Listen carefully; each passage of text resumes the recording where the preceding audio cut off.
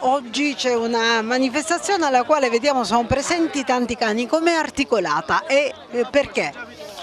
Allora, si svolge in questo modo, vengono suddivisi i cani per ogni gruppo, per ogni razza, poi viene scelto il miglior soggetto per ogni categoria, quindi che va dal baby, che sono i cuccioli che fino a 5 mesi, poi dal juniores che vanno dai 6 ai 9 mesi, i giovani dai 9 ai 15 mesi e poi la categoria adulti dai 15 mesi in poi. Vengono scelti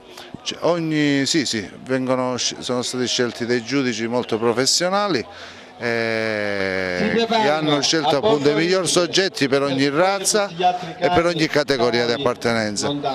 I parametri quali sono con cui vengono scelti? Ma i parametri di scelta sono molteplici. Innanzitutto il cane deve essere bello, la costruzione, il portamento deve avere quella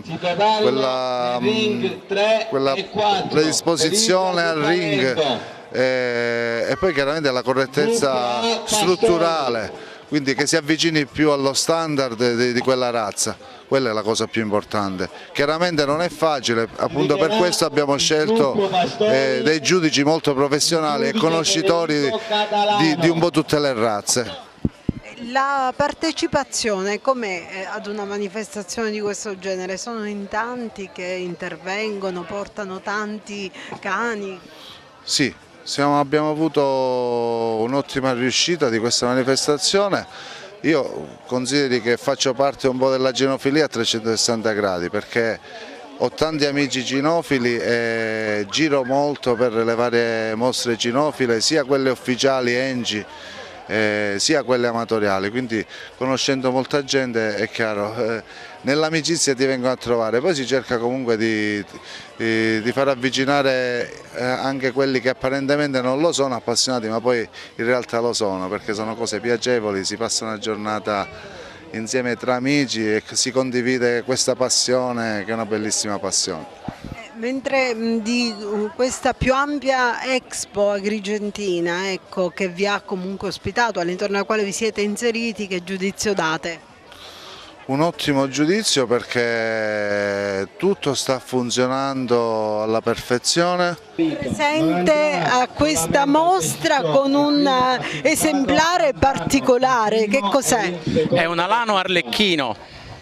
È un alano che ha quanti anni questo? 3 anni e mezzo. La taglia è questa, specialmente per i maschi, sono molto più grandi delle femmine in generale.